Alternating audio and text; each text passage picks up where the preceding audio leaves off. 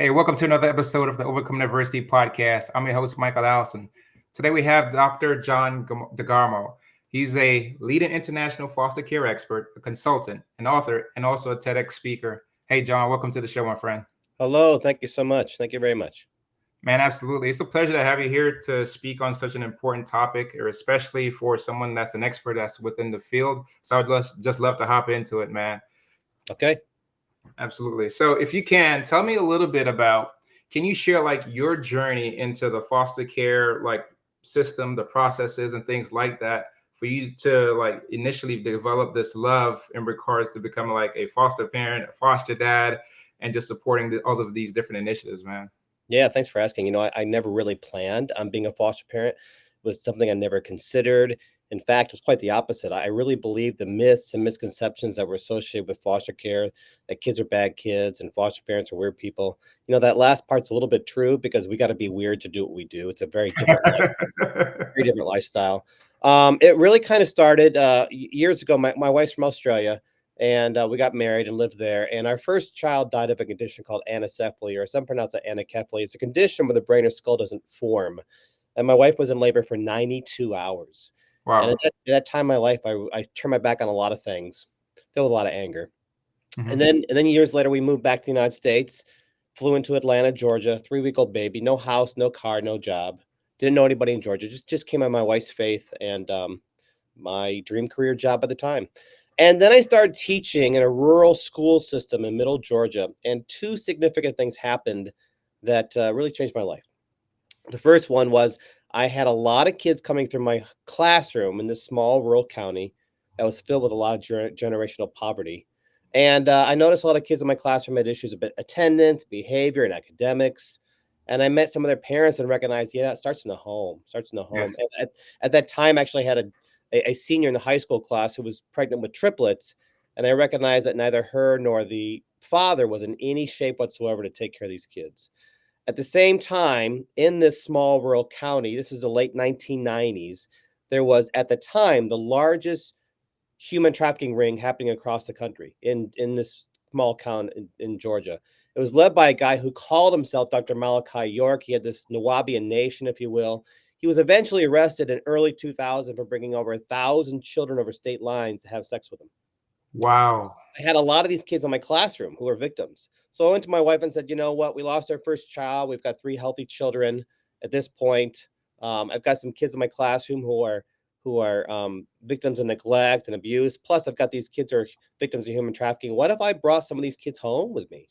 And that's the discussion of foster parenting and I've been blessed to have over 60 plus kids join my family. We've adopted 3 from the foster care system.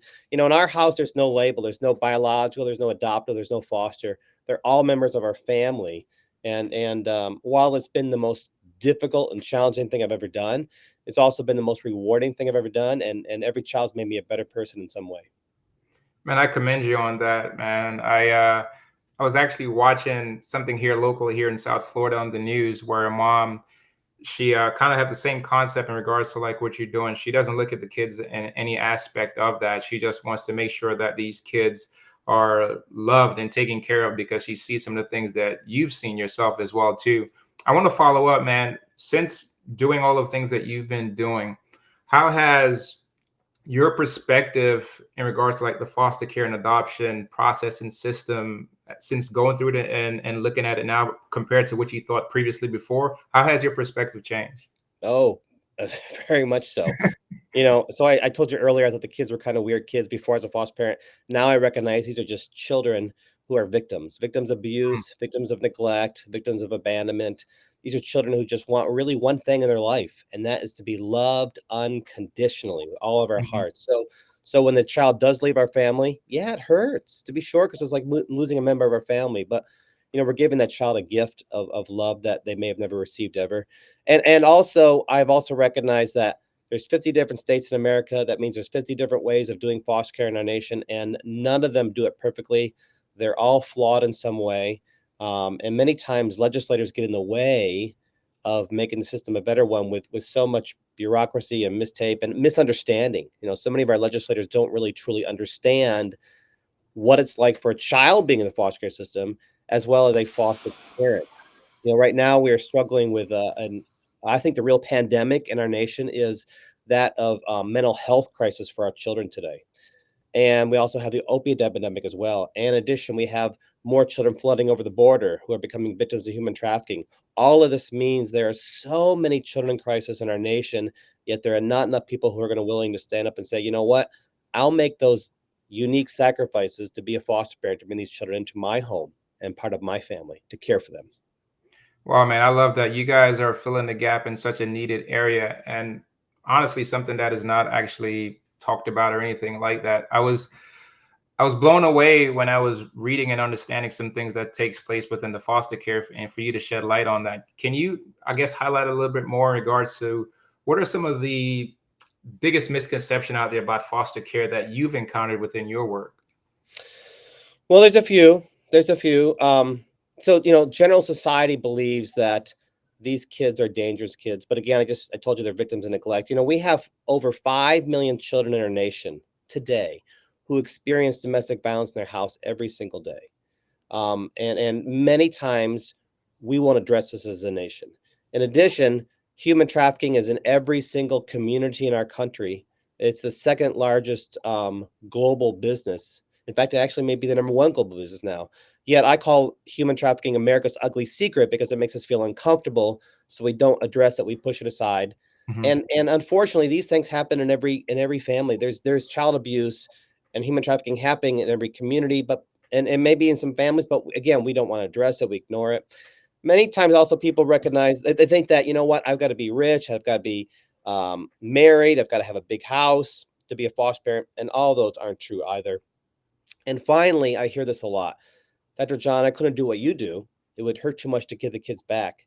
And my response is, well, that's how it's supposed to be. That's exactly how it's supposed to be. They need us to love them with all their hearts. They need stability, they need structure, but they need that unconditional love the most. So when they leave our house for whatever reason it might be, they're leaving with that gift of someone's broken heart. We might be the first person who's ever cried for these children before. I've had as many as 11 kids in my house at the same time, including 7 in diapers, which I think should be illegal in all 50 states, by the way. That's pretty rough. But again, it's been the most rewarding thing I've ever done.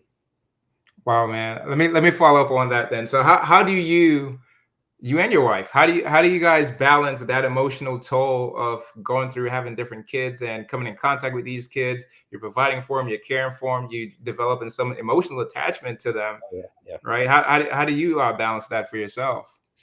Well, I there's a few things. Prayer for me is first and foremost. I couldn't do it without that. Hmm. My own family, my wife and my children. We all team. It's a team effort. I couldn't do it without my wife. I couldn't do that without my children. We all come together to help these kids.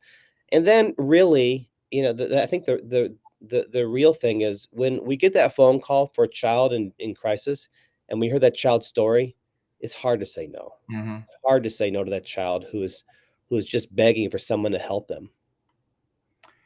You just mentioned something that I think is key and important, especially for myself. But how do you intersect faith, right, in the work that you do and the practice that you do in caring for people? Well, I couldn't do it without my faith. I mean, again, as I told you earlier, it's the hardest thing I've done. There have been days where I've been burned out. I've been filled with anxiety myself. I've suffered from something known as secondary traumatic stress, which is with compassion fatigue. Mm. I love that term, compassion fatigue, fatigue, exhaustion from compassion, from caring. And I've questioned the system at times. I've grieved heavily, and so if it wasn't for my faith, I wouldn't be able to do it. At the same time, I also think that these children are a real blessing to come to my own home. So for me, I rely upon that. Um, yeah, I think that's about it. Okay. Awesome, man. So for listeners that are listening and they're kind of on the fence in regards to like, do I want to be a foster parent or take some kids in? What are some practical ways that people who cannot foster care can still support any Oh, any kid that's in crisis? that's a great question. Great question. Um, as I mentioned earlier, there's 5 million kids experiencing domestic violence in their homes. human trafficking is everywhere. It means every community, but not everybody can be a foster parent. I completely get it. Now, for those who are considering being a foster parent, let me start there. For those considering being foster parent, what they should do is they should get together with their spouse, their partner, their family, and talk about it, because everybody's got to be on board. And then you contact your local child welfare agency and start the classes. It's that simple. Again, you don't need to be rich, don't have to be married, don't have to have a big house. Now, if somebody can't be a foster parent, there are so many ways to help. So many ways to help. To begin with, you could donate brand new suitcases to your local child welfare agencies, because when these kids come to our home, many times the belongings they have, if anything, come to them with a black plastic bag, a garbage bag, if you will, which designates to them that they are garbage. So a suitcase gives them dignity. Donating hygiene supplies, school supplies, teaming up with foster parents in the community and helping with Christmas or birthdays, because some of these kids have never celebrated a Christmas or birthday before. We had to teach a 10-year-old boy how to sing happy birthday, because no one had ever sung it to him before on his birthday, which is shocking. If you own your own business, you could employ some of the youth in the foster care system so they can learn some important work skills and social skills. Those are just a few of the many, many ways. I have a book called The Church in Foster Care, which is filled with many, many tips where people of faith and faith-based organizations can start their own foster care programs or missions, if you will, in their own community. Wow. As you were telling me that, I have a friend named Anthony Trucks, and he's shared the story many, many different times, but he was telling us how he's been through different foster care homes and all of the abuse that he's been through at every single home, to the point of they had him on the one of the homes that he was in. They had him like licking like the bottom of some other kid's shoe until his tongue started bleeding. And he was just telling me how horrific it is, where him and his siblings are moving from house to house. But one of the things that you said that resonated with me was that he thought the same thing. He was always moving in the trash bag, and he's always thought that I'm trash and nobody wants me, until he actually found a home where someone actually started loving for him and caring for him, to the point to play in the NFL and doing a whole bunch of great things and stuff like that. But he shares that story exactly what you just talked about. I want to follow up. You mentioned that you've written a book. I also saw here that you've written the Little Book of Foster Care Wisdom to help parents. Can you talk a little bit about the book and what can readers get from this book? Oh yeah, thanks. As I said earlier, foster parenting is challenging. When you have a child in your house in crisis, 24 hours a day, 7 days a week, it's a very different kind of lifestyle, as I mentioned earlier. Many times these kids have issues of trust, issues of attachment. So it can be challenging for a foster parent. So this book is filled with daily tips and words of inspiration. I kind of thought of it as a little book you could put on your bedside table, and you could read each day just to get you started and give you a little bit of encouragement and a little bit of strategies to help these kids who just need someone to care for them. Absolutely, man. Thank you for that. So let's take a little bit deeper now. So in your practice, in your work as a consultant, what are some of the things that you're seeing or dealing with when you're working with foster parents, and in regards to like some of the challenges that they're facing? And then what are some of like the tips and recommendations, either from your book or from other things that may not even be in your book, that you're sharing with some of your actual clients? Sure.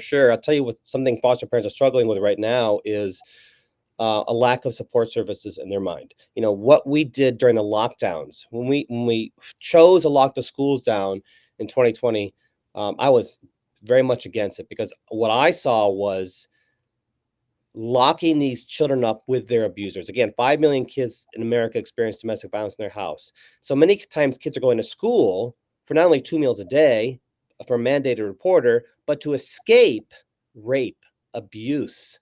That's so horrific. When we locked the schools down, we locked these kids in home with their abusers without any mandated reporters.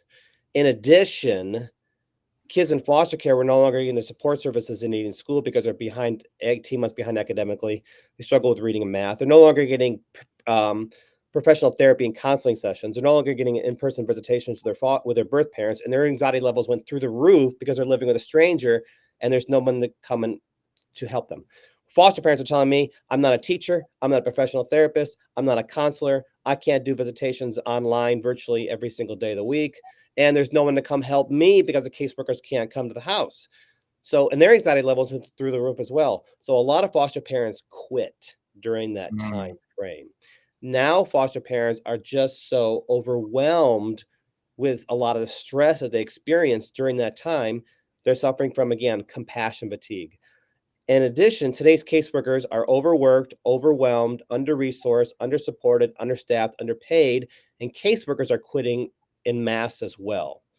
So you've got a lack of foster parents, you've got a lack of caseworkers. This is sometimes why you hear about kids sleeping in hotels because there's not enough homes.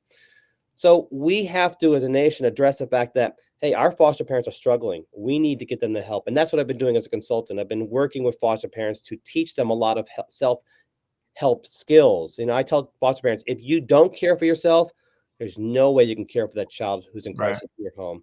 So we're talking a lot about self-care. We're also talking a lot about the dangers that social media present for kids in foster care who are very, very vulnerable. They go online looking for acceptance, they're looking for love, and these sexual predators recognize how vulnerable they are, so they go online and form relationships with them and lure them in with false hopes and false promises. And before we know it, they run off to human trafficking. So, and a lot of foster parents aren't equipped with the tools for that as well. So those are some of the issues we're working on right now. Wow, absolutely. I know that every kid wants to feel worthy and wants to feel loved and wants to feel belong to.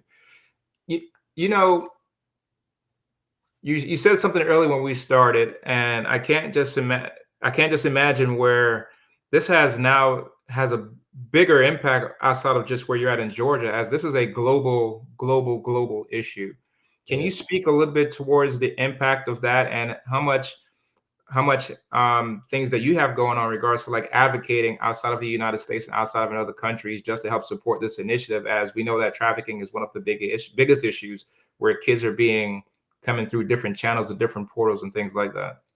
You're absolutely right. It is such a global issue. Again, so many people don't want to talk about it. Even our legislators don't want to talk about it because it's not a real voting issue, if you will. So it's completely neglected. So Hmm. I'm working with legislators, not only here in America, but across the globe, Okay.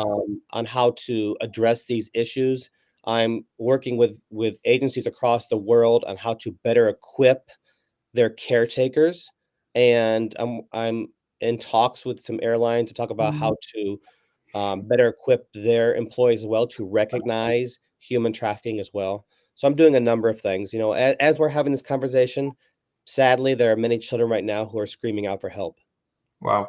So I want you to share some of that information to our audience. So for someone that's listening, right, what are some things that could be like triggers where we could say, oh, this doesn't look right? We saw it the other day on the news where they had like this U-Haul truck acting like it was U-Haul, but inside of it, there was a false compartment that had people behind inside of the U-Haul truck. So, but what happened was they had like something was sticking out of the truck and it didn't seem where, I don't know if it was like a kid's like finger or hand or something somebody saw and they reported it and that's how they caught the person. So what are some ways that people that it may not even be in plain sight, but they need to start being much more aware to start recognizing some things? But the first thing they need to do is, if they suspect, they've got to report. They've got to report, because the danger is, yes, I made a report and I was wrong and I'm embarrassed. Oh well. But if I didn't make the report and there's a child there, we've lost that child. So you've got to report. There are many signs that you can see with children. Sometimes children have various kinds of tattoos that look like branding, if you will. If you see Mhm. a child with bruises across their face, but maybe they're dressed up very, very nicely, and they're with somebody who might not look like a family member, the child's always looking at the ground. There are some signs and tips. I have them all across my website as well. Becoming a more involved with your own community as well is a very big way to help. And then helping to sponsor those nonprofits that do help the victims as well. But again, we got to be the advocate. If we suspect something, we have to report it. Absolutely. Being a foster parent, right? Is there a difference in regards to the age group of particular kids that you would either come in contact with in regards to, let's say, like a teenager, someone that's probably somewhere between 5 and 10 years old, something like that? is there a difference in regards to how a foster parent should manage or treat a child based off their age group? Well, to be sure, you got to have when a child comes in your home, and I've had kids as young as 18 hours. I'm sorry, 27 hours old, and as old as 18 years of age. Hmm. So you've got to make sure that your conversations are age appropriate as well as maturity appropriate. Just because a child's 12 years of age doesn't mean he has a maturity level of a 12-year-old. He might have a maturity level of a 7-year-old, Hmm. or he might have a maturity level of a 16-year-old because of what he's experienced and seen. So you've got to make sure you have those age and a maturity level appropriate conversations. You also got to make sure you give these children as much time as they possibly need to trust. Because when they come into my house, I'm a stranger. They don't know who I am. Everything about my family is not their norm. Their norm might be horrific abuse. Their norm might be complete neglect. So when they come to my house, it's very different. So I'm a stranger. They've got to take time to recognize that, this person is not going to hurt me. I'm going to be safe here. I'm going to be okay. And that could take several weeks, several months. So the gift of time is important, and understanding, and of course, unconditional love as well. In addition, you just got to be very, very flexible as a Hmm. foster parent, because each day is going to bring some unique challenges. Again, these children are filled with tremendous anxiety. So at a moment's notice, something might be triggered within them where they withdraw or they lash out. And we have to, as foster parents, not take that personally as well. Has nothing to do with us. It's everything to do with what they're experiencing. And then I think finally, we also need to recognize that their birth parents, even though they may have committed heinous crimes, they may also be victims as well. I've adopted two who are third generation foster care, which means their parents and grandparents were also in the system, Hmm. and their birth mother was prostituted out by age 9 by her father. Wow. So that means that these parents are filled with their own trauma and never got the help that they needed as well. So we have to recognize that too.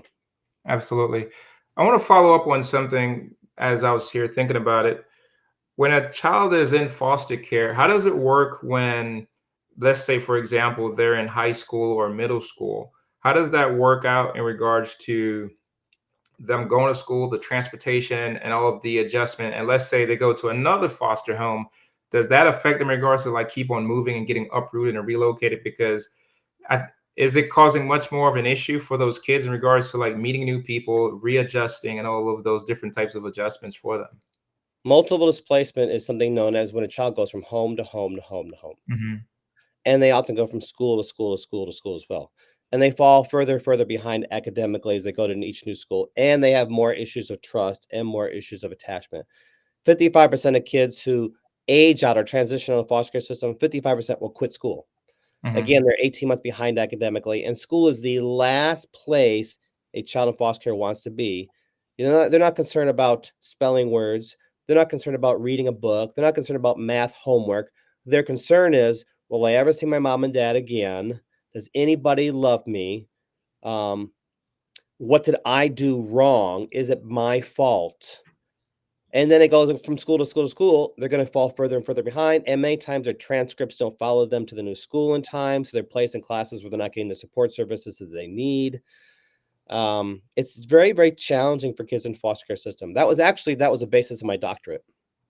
So I could only imagine that the statistics in regards to kids that go through the foster care system is is a bit of a challenge, right? Because statistically, I could only imagine that if all of these things are some of the challenges that we're facing, then they're led to your homelessness, they're led to crimes, they're led to Yes. prison, they're led to all of these statistical things that we're trying to avoid and try to like help nurture and change that up trajectory for them. So can you talk a little bit about what does it look like if a kid is not helped or foster cared properly in regards to being in your space as an expert? Well, you mentioned some of the things. 55% will drop out of school. 65% will end up homeless. 75% will end up incarcerated. And for so many, the cycle will start over and Wow. over again for their children. Only 6% will go to college, and only 2% will graduate with a 4-year degree. So the odds are stacked against them, and the statistics are grim. That's why it's so important for foster parents to teach many of these kids important living skills, social skills before they leave the home. So when they come to my house, again, they're a member of my family. That means they're doing family chores. We're helping them open up a bank account. We're teaching them money skills. We're going to help them get a driver's license, those type of skills, so that when they leave our house, they have that in place, I and they love that. also have some place to come back to as well. When again during the lockdowns, think about those kids who are in college, those kids who are in foster care when they're in college. When we closed the campuses down, many of these kids ended up homeless because they Hmm. had no place to go. Where to go? They had no place to go. I think back to Christmas of 2020 at our house. We had 23 children come to our home during the Christmas holidays, um, who were part of our family at some point, because they needed a place to go. And we're always saying, of course, welcome. Absolutely. Wow. Wow. Man, Dr. John, as we get ready to close here, man, what do you hope to accomplish in the future with the amazing work that you're doing, man? And how can people get much more involved to help support your mission? Well, I am driven every day to make the system a better one. So that's what I hope to accomplish. Just make the system a better one for the children, for the foster parents, for the caseworkers, for the birth parents, and for society in general. Because it's in every community. You got about almost 500,000 kids in the foster care system across the nation, which means it's everywhere. So I hope to help legislators better understand the challenges and to reform the system, not only state by state, but on a federal level as well. I hope to bring more awareness to these issues because I think awareness equals advocacy. Not everybody Hmm. can be a foster parent, but everybody can help in some way. And if people are interested, they can go to my website, the Foster Care Institute, or Dr. John DeGarmo, fostercare.com. And there's a lot of information on there where they can learn about helping these kids without being a foster parent themselves. Absolutely, man. I know you just gave a plug, but I'm gonna ask you if you could do it again, man. If anybody wanted to reach out to you or get you on their podcast or get you on the show or invite you to come and speak, where can they find you or get a hold of you? I'm all over social media, Dr. John DeGarmo, foster care expert. If you want to go to the website, again, it's the Foster Care Institute, or just look up foster care expert and I'll probably appear. Absolutely. Well, man, thank you so much for being a guest, man. God continue to bless you with the work that you're doing. And if anyone out there is in need of help or foster care help, definitely reach out to Dr. John. Thank you so much, man. Thank you very much. Absolutely. Ain't it all? Couple dollars in my pocket, no income and go. Been working on my body, getting healthier. Thank God for clarity.